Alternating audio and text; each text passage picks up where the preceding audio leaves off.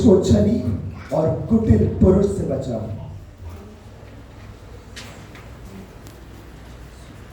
दूसरी आयत में लिखा है, क्योंकि हे परमेश्वर तू ही मेरी शरण है, तूने मुझे क्यों त्याग दिया है।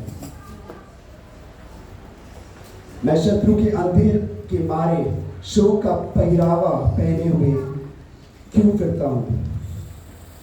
हमारी लाइफ में जब प्रॉब्लम्स आते हैं, हमारी लाइफ में जब ट्रायल्स आते हैं, उस पर हमेशा हमको ऐसा लगता है कि परमेश्वर ने कहीं हमको छोड़ तो नहीं दिया, या परमेश्वर हमको भूल गया है। और यहाँ पे भी वचन संहिता का यही कह रहा है, वो एक परेशानी से गुजर रहा है और उस परेशानी में उसको ये लग रहा है कि शायद खुदा ने उसे छोड़ दिया है।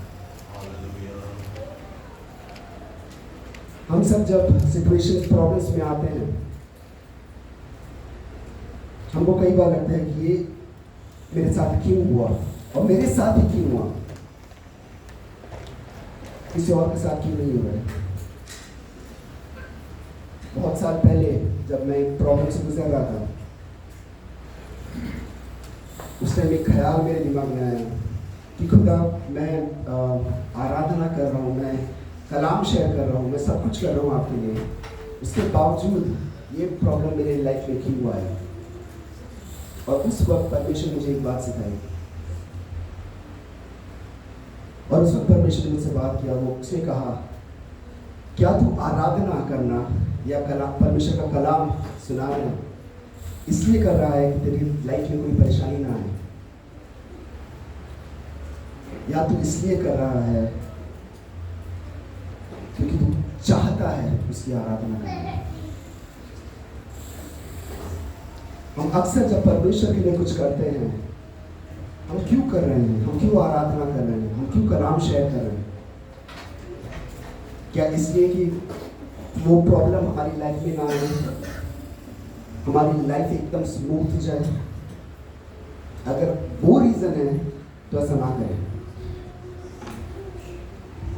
खुदा की आराधना हमें इस कारण करना है क्योंकि वो आराधना के योग्य है। हम सांस ले रहे हैं, उसने इसका हम धन्यवाद कर रहे हैं।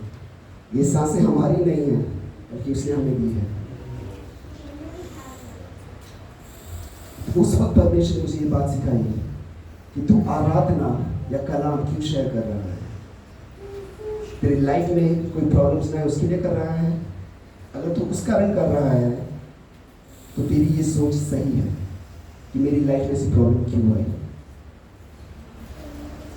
या दूसरा सिचुएशन, भले कुछ भी हो जाए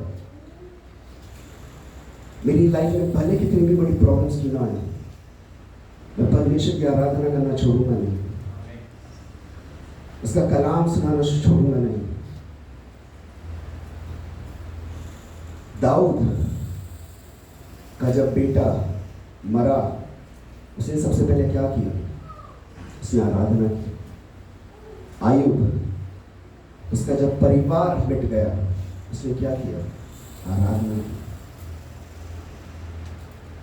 जोना जो मरने की हालत में था मछली की पेट में, उसने मछली की पेट में भी आराधना किया। फर्क नहीं पड़ता कि आपकी लाइफ में क्या प्रॉब्लम्स हैं, फर्क ये पड़ता है कि उस प्रॉब्लम्स में आप आराधना कर रहे हैं। तीसरी आयत है, अपने प्रकाश और अपने सच्चाई को भेज, वे मेरी अगुवाई करें।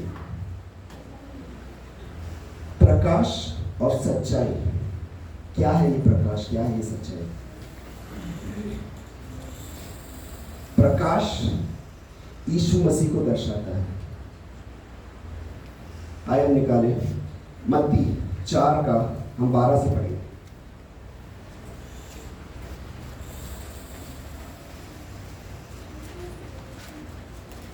जब उसने यह सुना कि यूहन्ना बंदी बना लिया गया है, तब वह गलील को चला गया, और वह नासरत को छोड़कर कफरनहूम में, जो झील के किनारे जबूलून और नप्ताली के देश में है, जाकर रहने लगा, ताकि जो यशायाह भविष्यवक्ता के द्वारा कहा गया था वह पूरा हो। जबूलून और नप्ताली के देश जी के मार्ग से यरदन के पार अन्य जातियों का गली, जो लोग अंधकार में बैठे थे, उन्हें बड़ी ज्योति देखी, उन्होंने बड़ी ज्योति देखी, और जो मृत्यु के देश और छाया में बैठे थे, उन पर ज्योति चमकी। 16 में लिखा है, जो लोग अंधकार में बैठे थे उन्होंने बड़ी ज्योति देखी। वो बड़ी ज्योति क्या थी? यीशु मसीह। आश्चर्य की बात है, दाऊद ने कभी यीशु मसीह को देखा नहीं, पवित्र आत्मा को जाना नहीं, इसके बावजूद वो ये कह रहा है प्रकाश और सच्चाई। सच्चाई पवित्र आत्मा को दर्शाता है। जब आप पढ़े यूहन्ना 14:16,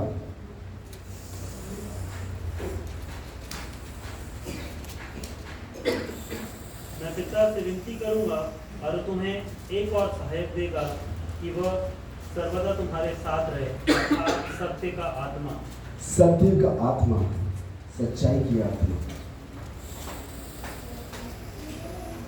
और यहाँ पे वो ये कह रहे हैं अपने प्रकाश यानी कि यीशु मसीह और अपनी सच्चाई यानी कि पवित्र आत्मा को भेज, वे मेरी अगुवाई करें, वे ही मुझको तेरे पवित्र पर्वत पर और तेरे निवास स्थान में पहुंचाए।